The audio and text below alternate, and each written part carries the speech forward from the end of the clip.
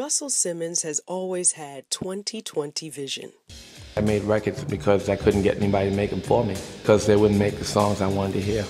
You make this funky beat, it's obvious, it's my style. I'll make the difference and change people's lives. Where cynics saw obnoxious street kids, Russell saw a culture. Where the establishment saw a fad, Russell saw a business. Where critics saw comics telling dirty jokes, Russell saw world-class stars. I'm so broke, if a nigga rob me, he'll just be practicing. We started a record company because we wanted to manage the process differently. We thought the Beastie Boys were stars. We thought LL Cool J, Slick Rick, whoever, Public Enemy, they were stars. They weren't just records. The way we see American popular culture has been profoundly shaped by what a college dropout from Queens, New York believed in. From music to clothing, from comedy to Broadway, and all the way to Hollywood, Russell Simmons has found potential in young people seen as marginal by the mainstream. Art is a great way to exercise the creative muscles so that kids can imagine their way into better situations and create a new and better world. One day you looked up and those undervalued young are the folks shaping our world. I've always aspired to be like Russell, but the most important thing that he has taught me is the art of giving. When you're a great giver, you're a good getter. You know, when you change yourself, the world around you changes instantly. And as the world changes instantly to whatever you imagine, you become more powerful and a greater giver. So what is a visionary? Someone who changes the way we see. Visionary Russell Simmons. Ladies and gentlemen, please welcome on stage Russell Simmons.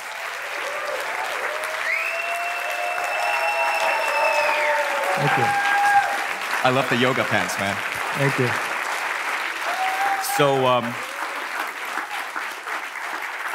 Thank you. So before we begin, Russell, firstly, that was an amazing intro reel. I just want to honor you. 10 years ago, when I did an exercise where I wrote my bio for the future, right? Like if somebody was introducing me on stage 10 years from now, what would my bio be? And there was one line in that bio that said, Vishen Lakhiani is the Russell Simmons of personal growth. That's how much reverence I had for this man. Now, the second thing that I wanted to say is I was writing a letter to an email to Miguel. Miguel is the R&B hip-hop star because Miguel uses six-phase meditation. So I was just writing him a letter thanking him for mentioning six-phase in a Billboard magazine article. And I told him this. I'm like, hey, Miguel, I got to tell you this funny story. I started meditating every day when I was listening to Russell Simmons on stage, and he once said this line, I don't do shit till I meditate.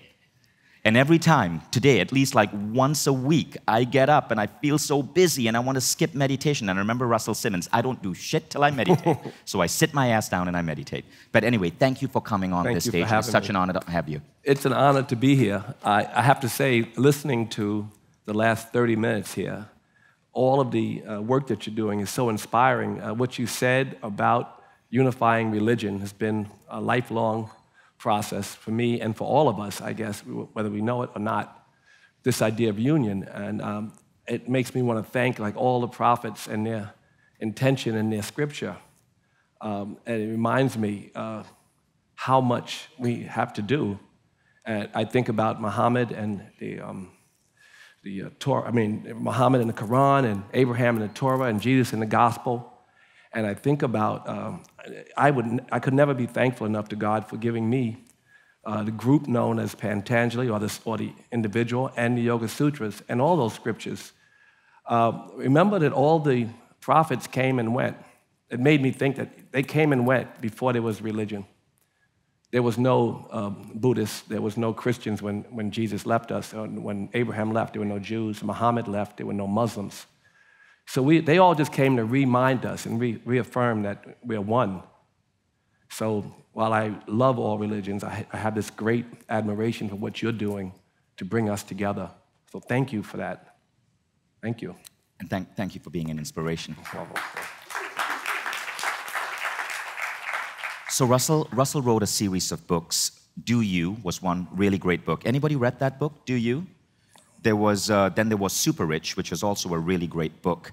And in his books, Russell spoke about the intersection between vision So having bold visions, but also spirituality. Like you're one of the few like global titans who have written a book on meditation, right? And Russell's book on meditation is called Success Through Stillness, which is really cool. Tell us about meditation. Why is that such an important part of your life? Tell you about meditation. Well, tell them about how you, as this global titan, why meditation matters to you. Well, if you want to be, if you want to serve your purpose, I don't think there's anything or any goal in life, any worthy goal in life except yoga. Christ consciousness, nirvana, samadhi, taqwa, I mean, all the religions and prophets have different names for it, but everybody is seeking that thing. And so it feels like we have to go to work every day to bring these ideas to the forefront. And I think that as business people, we have to be business yogis. We have to be able to give what we love and what we think inspires the world. And meditation, as you get to know the self, you get to know the collective. And I think that our job is to give the collective things that uplift it. And that's what you get from meditation. You get from stillness, this idea of unified ideas and the idea of what we share, what's the same about us, which is almost everything. And then that gives us a freedom to give what we need. Now, it sounds like what you're saying is that meditation makes you feel more connected to the world. That's right. I should have said that shit. I don't know what the fuck I But such a long time choosing those words, but you just but what I like about you, what I appreciate about you is your quest to really connect the world, right? You were tell them about the projects you were doing, getting like Jewish and Muslim religious leaders to communicate with each other and so on. Now, but I still support, but I was the chairman for 25 years of the Foundation for Ethnic Understanding. What we do is we have imams speak in synagogues and rabbis speak in mosques in 50 countries, and we do all this other work to bring them together. And we've had great success. I mean, in Israel, we had the Grand Mufti and the chief rabbi work together.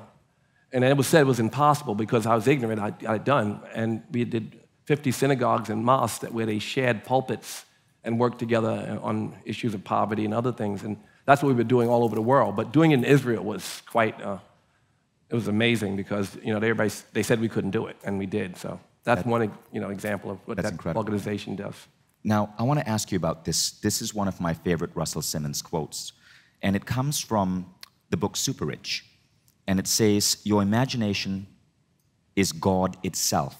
That really rang true to me. And if you think about it, that message is echoed in most of the great scriptures. In Proverbs, it says, where there is no vision, the people perish. First, let me say that the imagination is God is a quote from Paramahansa Yogananda, who's a great teacher of mine, and I'm sure many of you. So that's where that came from. I certainly didn't come up with that because it's cool as shit, right? The imagination is God. You can't get better than that. And so that was his quote. I'd love to take credit for it later. But you.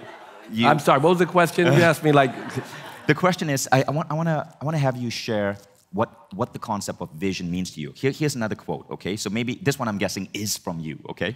Your vision makes your world. If you see the world as happy, loving, then that's where you're going to live. But if you see the world as messed up, negative, and dangerous, then that will be your reality. How do you reconcile that? How do you reconcile wanting to care about the world, seeing the damage so we can heal it, but not having that drag us down? Well, this is it. We meditate and we want to be servants of God or the collective, and we want to do it effortlessly and without attachment. We want to, the yogi and the meditator is the watcher. And if we're the watcher, then we see these things without emotion. Because we're already in bliss if we were the watcher, right? If we were fully enlightened, that's how we would be. And so we aspire to live a life separate from, but part of, and we do our work and forget results. I mean, I think it's Krishna told Arjuna, you have control over the work alone, but never the fruit. And in all the translations, and I guess there's more scripture about it, but it says the work's the prayer, right? And the result is, results come and go, but the work itself is where the stillness comes and where enlightenment comes. And so we should use work for inspiration and the results. No matter how rich you are, you can sit your ass in, but one seat at a time.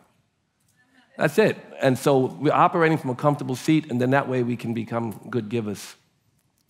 One of the things that I heard you say is that life should be infused with love and work, right?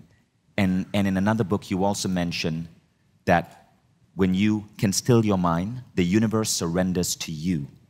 And so I asked Russell this interesting question, and his answer was really profound. I wanted him to share it. You speak about hard work and you speak about surrender, and in entrepreneurs and people who are building things, there's often this debate: is it about the hustle or hard work, or is it about surrender?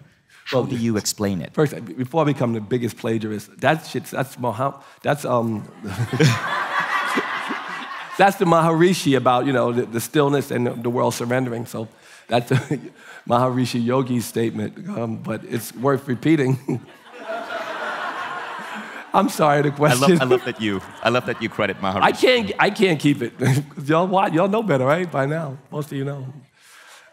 He's a great meditator, right? And you asked me about the drugs I took as a child. What the fuck? Surrender versus hard work. Well, right? If you love it, it's not hard work. What's the art? There's no hard work if you love it, right? We get up, we give what we love. If the yogi gives what he loves, she loves. He gives what we want for ourselves to others, and there's nothing but beauty in that and happiness from that as a result of that. So that's what that is, the idea of giving what you love. And it's not, I call it hard work because say, I get up and I work hard. He's like you don't even pick up nothing, like you don't do shit. I mean, people say it, but not hard. I mean, we just put our effort in, and that effort is the thing that brings stillness and brings enlightenment. So the work itself, back to the work being the prayer, the work is the thing that inspires you. Without it, we might as well lay down and not get up. So you don't work hard. No, I know you ain't tell your wife you work hard. Sometimes I tell her that, yes. right? Better. I love what I do way too much. Yeah. What is your vision for the world? Like if you had a message to all of the entrepreneurs and CEOs and founders in this room, what is that message? What would you tell us to do? I would say that there are revolutions happening now that are critical, and we are part of them. The future is brown, it's conscious, and it's feminine. Without the divine feminine having a piece in the governance of this planet, that thoughtful, compassionate kind of spirit doesn't get involved in the daily management of this planet, we won't even be here. There's nothing, we'll lose it all. We'll blow it up, we'll keep abusing the animals to the point where they'll destroy the planet, their gas and the killing of the animals, the abuse of the animals. It seems like men can't see it, and they're in charge. They can't tell that is the worst Holocaust that happens every year. Yes. Since, it gets worse each year. The worst Holocaust in the history of the world, the 200 billion animals made to be born into suffering so they can make you sick and destroy the planet. I mean, conscious people will walk away from that if we want to save the planet. And so I think we need that, for one. And the idea that it's brown, it's going to be brown. Keep fucking, it'll be brown.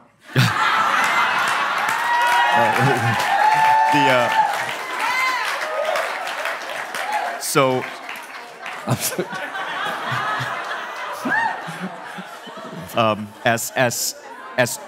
as Chris Rock said, right? Chris Rock said, black, white, yellow, it don't matter. We should all just fuck each other till we're brown. I'm not supposed to be making fucking jokes, right? So I remember reading an article about you. USA Today had called you one of the top 10 most significant American entrepreneurs of our generation, right? So that's quite an honor. It's overstated. But what drives you? Because you came from, you grew up in a poor-ass neighborhood. The people you grew up with were addicted to drugs. There was crime on the streets. What is that thing about Russell that made you have such an influence in American culture? Oh, it's a lot of luck. But, it wasn't that poor. It became devastated by heroin and other things, and so it became a trap for a lot of people. A lot of my friends did die and go to jail. I had different influences. A lot of people don't like this when I say it. They get pissed. But the black Muslims on the corner with the bow tie, the church people would run by us. They'd be like, them scary niggas, don't go. But then the black Muslims, they were from the hood and that ilk, and they'd be like, brother, why are you selling them drugs? Like, I don't know. And they were helpful in getting me to see myself as better. I don't think, by the way, that they're such a hate group as the world says, because all they say is that black people should be equal. And they say that the reason they want to be separate because they're not ready, because they still are so burdened by white supremacy. That's their rap. So it's a good rap. I'm a big integrationist, but I like, they just raise people in the hood, and they raised me. So that's what I love about them. So. And my other way out is I found music, and I found a prayer in that. And that was amazing. And, I've done things that I love my whole life. I've been very fortunate. So that's, and you just keep giving, and good givers are great getters, and the cycle continues. And before you know it, you're old. So it seems that, see, what I find fascinating about you is that too many people, when they hit a certain level of success, it becomes all about them, right? But you've been a hardcore activist for most of your life. You were working with President Obama to help. I mean, you freed 10,000 inmates who were jailed wrongfully? Well, before Obama, I was part of a coalition. I created, actually. I did create a coalition, and we used a lot of hip-hop and a lot of politicians and others, and we changed some drug laws, and they let a lot of people out of jail, and it was true. But it's been a lifelong pursuit. I believe the prison industrial complex in America, in America, we got a lot of people in prison. 1% of the country. Right, it's insane, and it's, it's 70% brown, and it's just a mess, regarding, and the prison industrial complex makes a fortune off them. That's been something I've been fighting. In fact, right before Obama left, finally, his commitment to change the way they charge first-time offenders was an executive order, and the minute he left, and Sessions came in, and Attorney General Holder did it, and Sessions pulled it back. So I kept saying, Kanye, you're meeting the president, ask for one fucking thing, just ask for that, because that's easy, that's an executive order. But that's, for me, that's one of the things I fought, because it's really destroyed communities.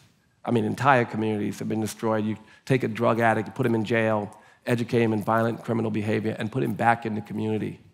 And then he's a recidivist, and he's also a destructive person when he could have just been rehabilitated. So it's something I've worked on, one of the many things. But that's really noble of you. One of the unfortunate things about American society, which I think we really need to fix, is that people in their younger years make stupid mistakes, right? And in American, the way the country is run, you can get imprisoned for a long time because of that. And you can change, but you still don't have to get out into the world till you've served your time, and it's horrible. We don't recognize that human beings are constantly shifting and transitioning and waking up and evolving and transforming. They're not locked in one spot. Now, that leads me to another question. And you gave me permission to bring this up. I would not bring it up. I haven't spoken in a year. So. Right, and so there were articles in the press where Russell was accused of certain, this had to do with the Me Too movement. Horrible shit. It was horrible shit. It's not small. The Me Too movement is... So talk about that. Tell us your views on this. First of all, this revolution has to happen.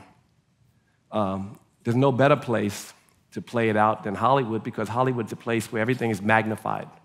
Every story you see becomes an invitation for you to play out your story in life, and it travels like crazy. It's viral. And so the movement is dramatically effective in getting people to be sensitized and shifting the way people view each other and treat each other. And for that, it's setting up this future where we are more feminine and women are more equal. Same time, without getting in the mud with my accusers, I will say that Hollywood is also not a great place to play it out, where money and fame are the most valued assets. And, I remember when it first happened, I was so beat up. I took a lie detector test Monday, Tuesday, Wednesday, Thursday, Friday. My kid's like, Daddy, stop taking them. You could fail. I said, fuck no, I took more. I don't know what else I can do except, not be in the mud. In a polarized world where people are not listening to each other, there's no sense in a battle. I'm not enlightened, but when the Buddha was accused of things that were not, he had a different recollection, he'd say, is that so? And that's my only response I can give, is that so? I absolutely have never been violent, ever. But having said that, I made the movie How to Be a Player and helped write some of the line, and the character was disgusting. I was a playboy. First it started as a player, then a playboy, and then you realize in the end, you look back, you say that's a male chauvinist, and that's a, something else when you look back on it. But 30 years ago, 25 years ago, that was kind of the culture. And so if I offended some people, I've apologized. I certainly have never been violent or in any way, and people have different recollections. And I think a great teacher also told me to leave it alone, that God will sort it out. To leave it alone, and maybe God will come in the form of a journalist or something who will go back and look, actually interview the people who, but I don't think that's worth it. It's a polarized world. No one listens to anybody. We have to listen. As yogis and meditators, we have to listen, because even as you watch America, it's so polarized. Look at the way people reacted along party lines on this last public discussion in Me Too. It's not worth fighting about. It's what's the way forward? What bridge can we build that we can listen to? What are the modern day rules of consensual sexual engagement? What dialogue are we going to have that's going to be meaningful? No one knows. If you're in Hollywood walking around, you're scared as shit. You don't know what could happen next. But you have to. But you learn that whatever you think you're worried about, you won't do again. People are learning and listening, and it's very good. I'm hopeful that, I'm not even hopeful, I'm sure that it will lead to a much better world for my daughters. And so, revolutions are sometimes dirty or muddy, but they're necessary, and sometimes there's collateral damage. I hope that that's acceptable. That's what I can share. Thank you for sharing that.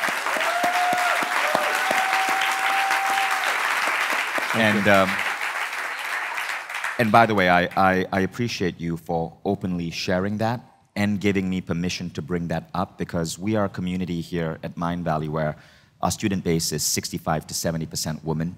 The team that puts on this event is completely led by women. Every leader is a woman. The team itself is 90% women, and so this was a very important conversation. Of course. And I'm proud of you for being able to still to boldly say that you wholeheartedly support the Me Too movement, because it's going to create a better world for your daughters. It already is. It already is very effective. And the future, again, it's brown, conscious, and feminine if we're to survive. Thank you.